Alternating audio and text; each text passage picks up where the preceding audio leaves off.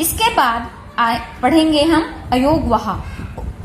इसमें स्वरों और व्यंजनों के बाद कुछ अतिरिक्त वर्णों का भी प्रयोग किया जाता है, जिन्हें हम अयोगवह कहते हैं, जिनमें होते हैं अनुस्वार, अनुनासिक, विसर्ग, जीवामूलीय और उपध्मानीय आदि। ये तो पहला है अनुस्वार। अनुस्वार के बारे में आपने बहुत अच्छे से पढ़ा हुआ है कि स्वर के ऊपर जो बिंदु लगाया जाता है उसे अनुस्वार कहते हैं। स्वर के बाद न या मैं आने के बाद हम उसे अनुस्वार अर्थात बिंदु के रूप में दिखा देते हैं। जैसे देखिए इयम गच्छति, इसमें देखिए म को हमने अनुस्वार के रूप में दिखा दिया, इयम गच्छति।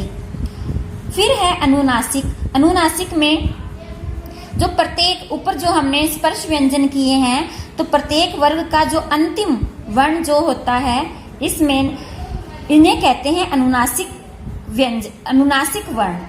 इन्हें अर्ध अनुस्वार भी कहा जाता है, जिसे चंद्र बिंदु के रूप में दिखाया जाता है, जैसे कहाँ, वहाँ, यहाँ, 5। ये जो चंद्र बिंदु होता है उसे बोलते हैं अनुनासिक।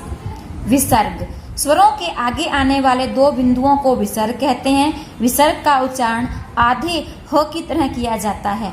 इसका प्रयोग किसी स्वर के बाद किया जाता है। यह र और स के स्थान पर आता है, जैसे रामः, भानु, हरिः इत्यादि। जीवामूल्य क ख, इसका प्रयोग क, आधा क एवं ख से पहले किया जाता है, अर्थात आधा कै और जो ख अर्थात कै में जहाँ हलंत लगता है या ख में हलंत लगता है से पहले आधा विसर्ग चिन्ह को जीवामूल्य कहते हैं। जैसे क के ऊपर आगे देखिए एक चंद्रमा बना हुआ है, लेकिन उसमें बिंदु नहीं है। इस तरह से ये जो है जीवामूल्य चिन्ह बताया गया है। फिर है उपध्मानीय, प और फ से पहले। इसका प्रयोग प और फ से पूर्व अर्ध विसर्ग के स्थान पर के समान किया जाता है। जैसे जीवामूल्य का क और ख से पहले होता है, इसका प और फ से पहले किया जाता है।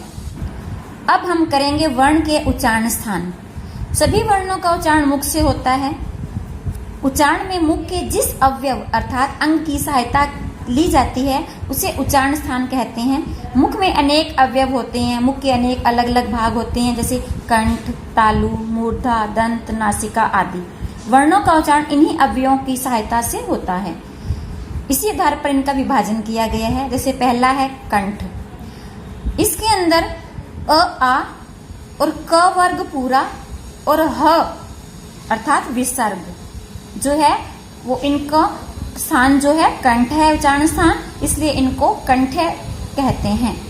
दूसरा है तालु, ई और पूरा च वर्ग, य और श का उच्चारण स्थान तालु है। तालु से उच्चारित वर्ण तालव्य कहलाते हैं। तीसरा है मूर्धा। मूर्धा के अंतर्गत री, छोटी री और बड़ी री, ट वर्ग पूरा, र और श, ये मूर्धा से इनका उच्चारण स्थान माना गया है, इसलिए इनको मूर्धन्य कहा जाता है। फिर है दंत, री और त वर्ग पूरा, ल और स, इनका उच्चारण स्थान दंत है, इसलिए इन्हें दंत्य कहा जाता है।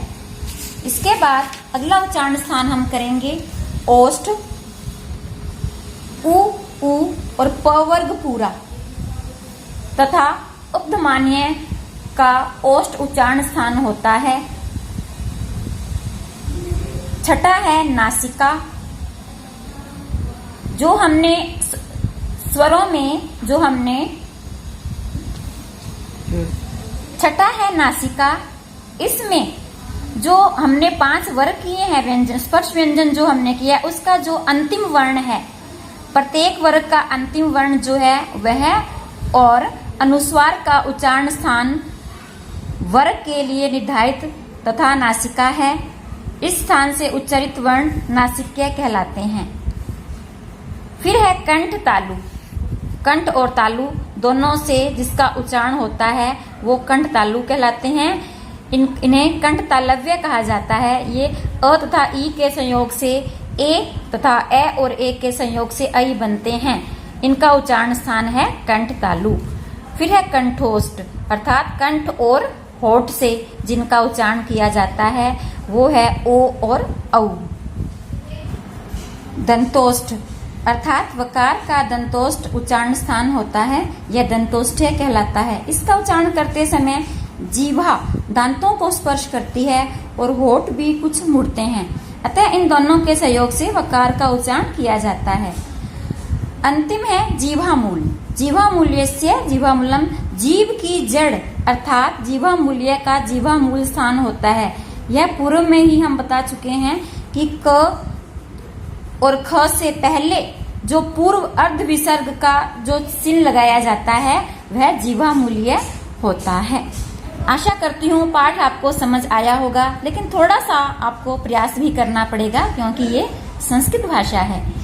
तो आप पाठ को समझिए और इसका अभ्यास कार्य जो है मैं आपको PDF के द्वारा भेज दूंगी, जो कि आपको फेयर नोटबुक में करना होगा। धन्यवाद।